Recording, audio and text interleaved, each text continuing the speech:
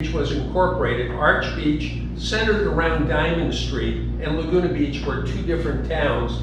And so if you see a postcard that says Villa Rockledge, Arch Beach, they're not wrong. So I cropped this a little bit closer. So this is the building that we're talking about, Villa Rockledge. The Historical Society has this 1941 aerial where they went down the coast and took pictures of all along the way, missing a few sections. So here's 1941, and up here is Pine Castle, and there's a book by Joan Irvine Smith, A California Woman. I don't really recommend it because it's got 100 pages of horses in it. She's quite an equestrian, but the historical section is quite good. And she's got a line in there that says, my grandfather was a farmer, and he didn't particularly have any interest in the coastal properties. So to raise money for paying his property tax from time to time, he would sell a portion. So he sold North Laguna in, I think, 1903. He sold Corona del Mar, he sold Emerald Bay, and to get a little cash to support that farming operation. And so when Howard Heisler, McKnight, and the Thumb brothers laid out North Laguna, it's all perpendicular and parallel into various lots. But what Pine did was to purchase something like 100 different lots. And instead of subdividing, he combined them. Nice to have money. So this is cropping that. I think this is Boat Canyon. Yeah, that's Boat Canyon. Yeah. The Hangover House is at the very top.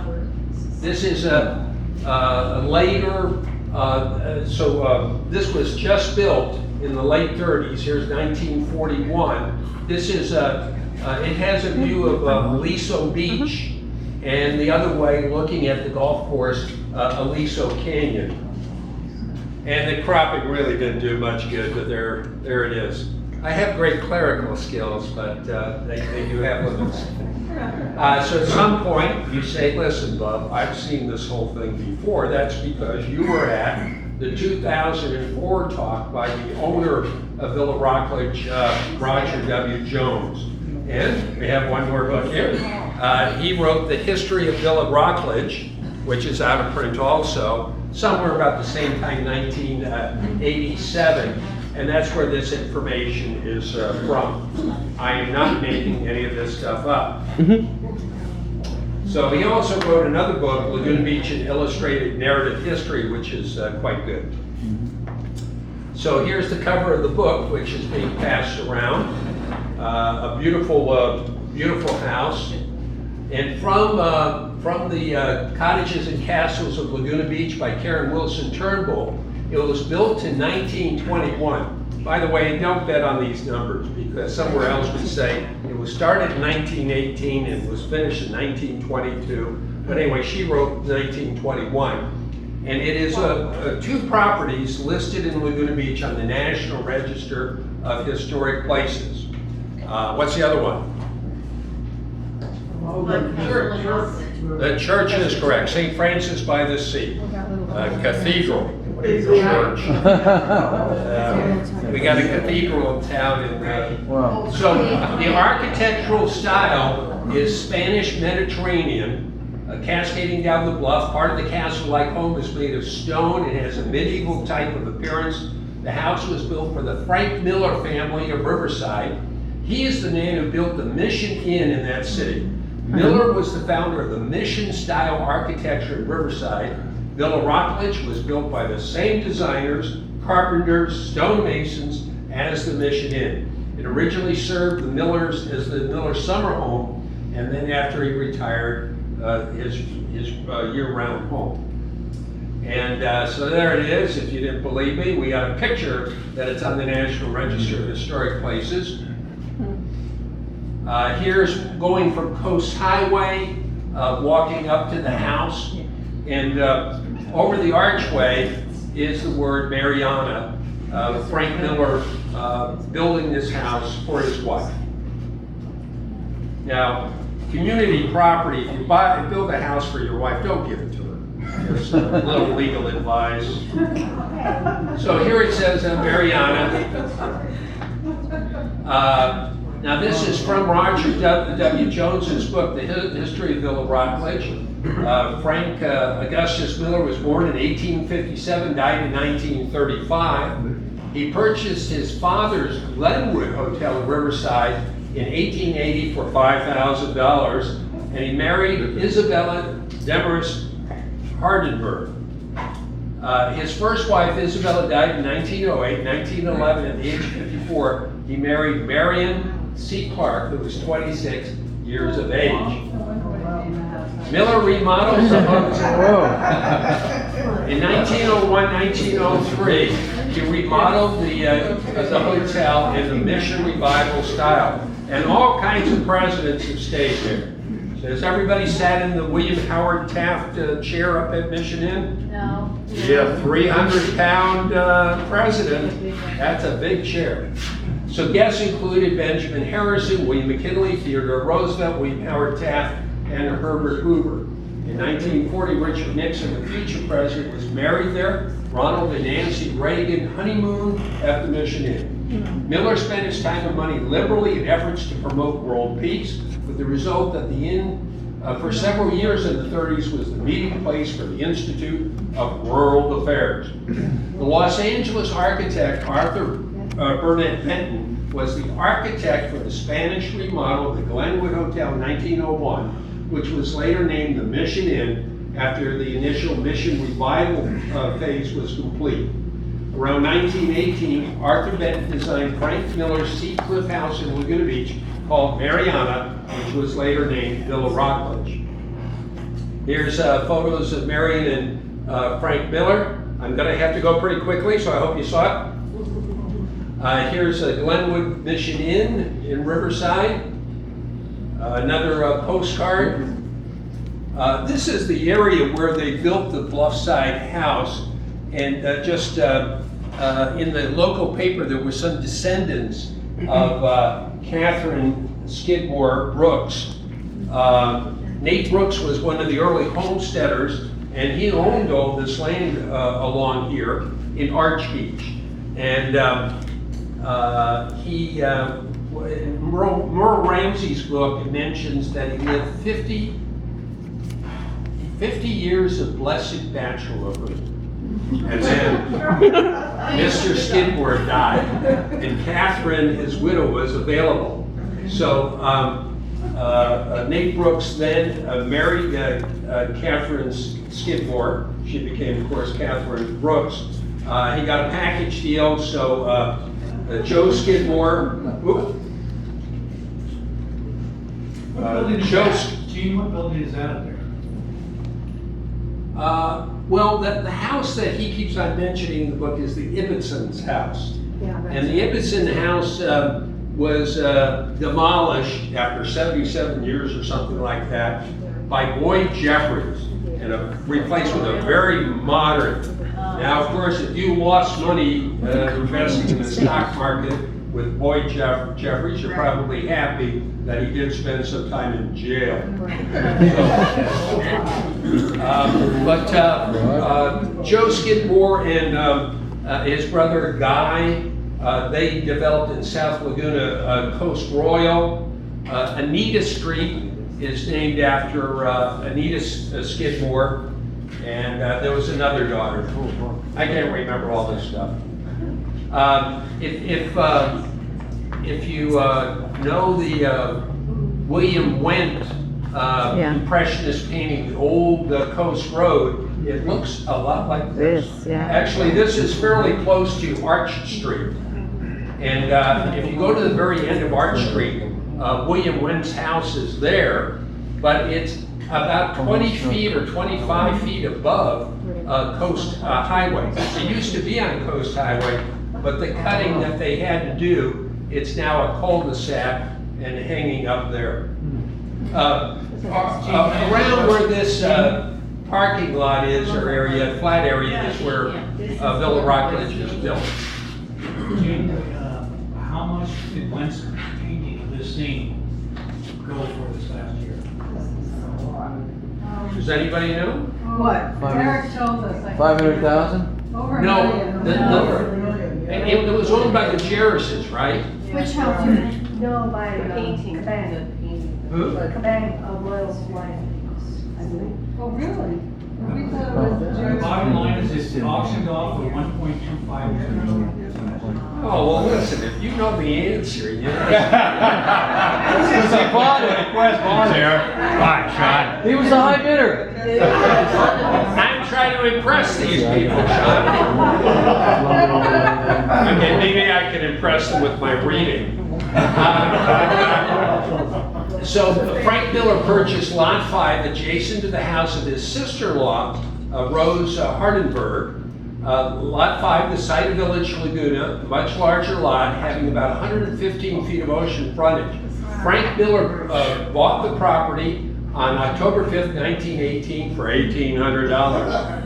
From 1923 to 26, Miller was a member of the board of directors of the Laguna Beach Art Association, which was established in 1918, and it led to the Laguna Art Museum. In 1917, Mr. Harper, carpenter, relative of Mr. Seaman, who was fire chief in Laguna Beach, dug and leveled the Villa Rockledge lot with pick and shovel. The project took about 1 year. The total Villa Rockledge complex, except for apartment A, was completed in 1921, and then in 1929, the additions were designed by Laguna Beach architect Thomas Harper. Though Villa Rockledge was wired in anticipation of electrical power, there was none when the building project was completed in 1921. It was all hand labor. It would be more than 5 years, 1926, before electric service was brought into Laguna. 1 year later, 1927, Laguna Beach would be incorporated and become a city. There were 1,900 residents at the time. So here's Frank Miller gazing at what he wants to do. Here's the site, the bluff site. Now, one of the things they want was a saltwater pool. You know, you dynamite some of this rock and make a pool. Who would object? So the X marks the spot where the pool is being planned when construction begins in 1918. Here they are. Here's Marion, and here's Frank Miller scoping out where they want their pool. So, you got to do things right. And, you know, before Department of Defense, the Army was the Department of War. And so they got a pool letter from the Department of War giving them permission to dynamite the rocks and make a Good pool. Lord.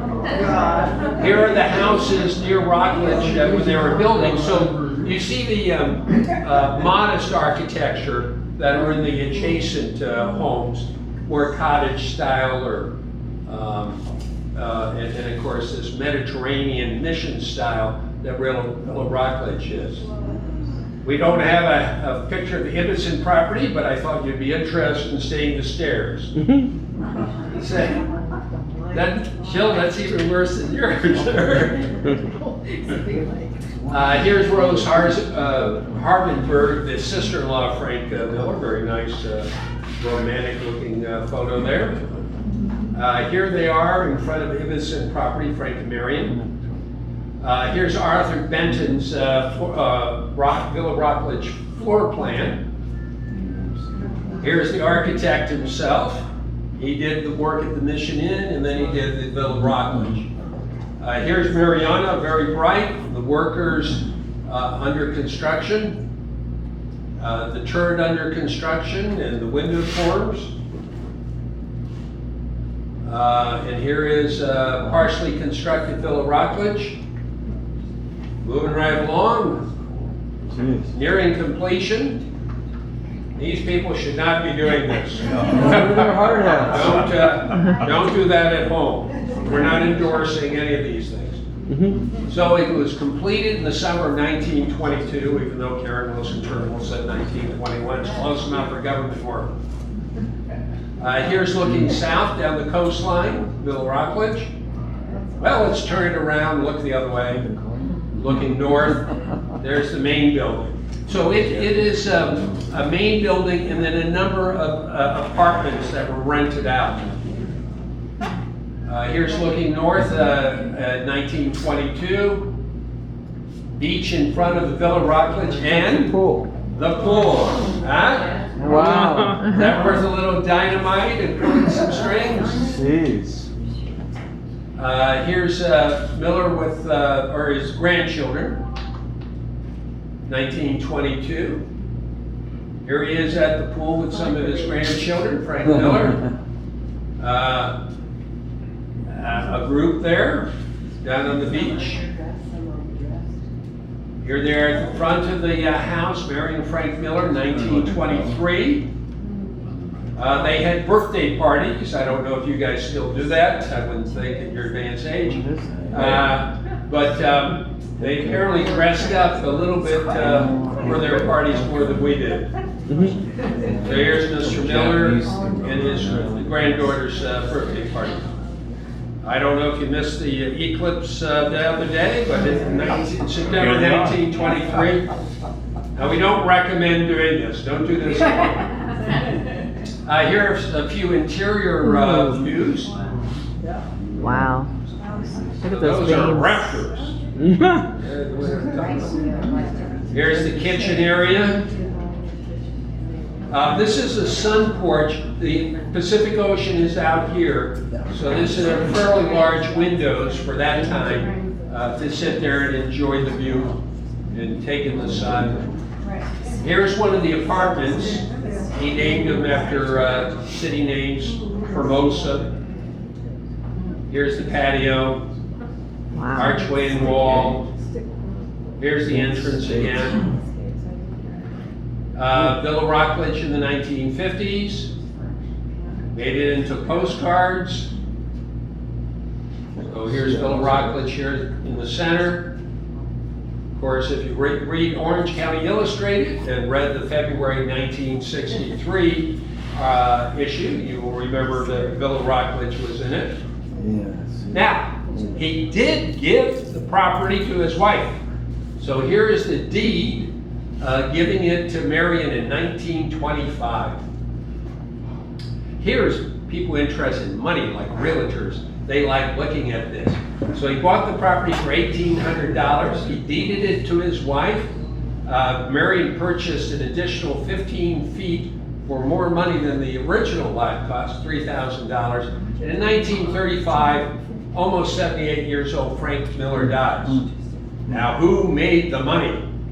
Alexander Elwood Henry bought it for $17,500 in 1941. So at the end of the Depression, and that $17,000 is considerably less than it cost to build. A good deal. So he sold it for $52,547, and 62 was sold for $159,000 to David and Frances Wortham. And let's remember this name, Richard Masson and Roland Green. They bought it in 62 for $177,000, and they sold it to Roger W. Jones in 1973 for $420,000. Why doesn't it go any further than that? This is a PowerPoint from 2010, ma'am. The reason I asked was because a friend of mine and his family lived in Rockledge in the middle to late 70s. And it was on the market, I want to say, probably in 1979 for about $500,000. No. They've been sold, Roger's still up there. Well, this was a very sad deal because at some point, somebody was even thinking Villa Rockledge, Roger W. Jones's property, he bought it for $420,000, might be worth $60 million, might be worth $30 million. What's the difference between 30? In the late 70s, it was only about $500,000. Yeah, no, I'm talking about just recently. Right. When this PowerPoint was put together, all three properties were for sale. But, you know, it's hard. These things don't pencil out as far as renting the apartments. And so they all sold for considerably less than they originally thought. So it's on the market now for 25 million. 25 million? And he'll probably sell for 10. So it sold for $17,500 in 1941. I thought you'd be interested in looking at the escrow statement, just in case you didn't believe me here. There it is. This was 6 years after Frank Miller's death. So Roger W. Jones bought it in 1973, and here a couple of years ago he sold it. Here's a 1973 photo, view up to the apartments. Villa Rockledge photo 1984, 1989. This is the Boyd Jeffries house. Here's Villa Rockledge. The Ibbotson historic home is replaced by Boyd Jeffries in 1989. I think that's when he was in the penitentiary.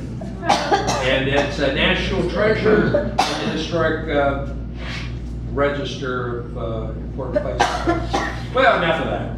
So let's go to Pine Castle. It's at 770 Hillcrest, north of Laguna. Has everybody seen it? Yeah. So if you know, it's not that easy to see, and they chase you away if you go in. I've only been in once during the Realtors preview. So it was began in 1927 when Villa Rockledge was built between 1918 and 1922. And this history bit is tough because this guy's name might have been Estelle Walter Pine, like Walter Estelle Pine. How the hell do we know his name? So this is built. He called it Broadview Villa. This is from Tom Pulley postcard collection. This is before the landscaping, and this is after the landscaping. No. Can we go back to the last one? Here, I've got a bit on this thing that Karen Wilson Turnbull put in. That where is this thing? I had some notes here, so I wouldn't make a complete fool of myself. The Norman Revival architecture takes its influence from the buildings of Normandy, France, and shares some elements with the Tudor and provincial styles. Stucco sidings, towers, and steep gables are present. The main differences between Norman and other two styles are that Norman architecture features gray stucco, narrow windows, and clipped gables. There is also much less of half timbering in this style. Well, we can see the windows are narrow anyway. According to Karen Wilson Turnbull in her book, Cottages and Castles of Laguna, the foremost Norman-style estate in Laguna is what is known as Pine Castle. This 62-room castle was built by Walter E. Pine. He was originally the owner of a piano company who owned some land in Olive. The land was rich in oil, and he soon became a millionaire, earning about $1,000 a day. That's a lot of money for those days. And in Merle and Mabel Ramsey's book, Pioneer Days of Laguna Beach, and they also have another book, The First 100 Years of Laguna Beach. Walter Pine came to Los Angeles as a boy of 18. He became a guitar player on a passenger ship, Yale, that piled between San Pedro and San Francisco. Fly.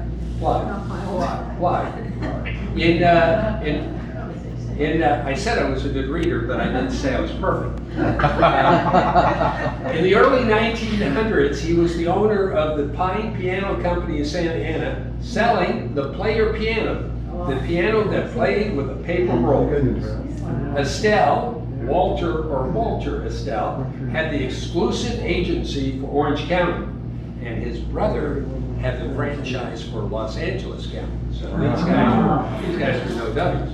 Yeah. Happy Thanksgiving. He was considered a loner. Mr. Pine was married once for 3 months. It's reported that his wife returned to Colorado and never came back. He decided to invest in the golden figure that day, that of orange land, upon which he planted the golden fruit. His choice of lands was in the Santa Ana Canyon near the Olinda and Richfield territory, where later oil was discovered in the district of Yorba Linda and Richfield. He began to search for property to build the mansion upon and soon chose Laguna Beach. This was about the middle of the second decade. It is said he purchased about 100 lots near the north side of the village. It took 7 years in the building of the huge structure containing 12 bedrooms. The beginning of construction was February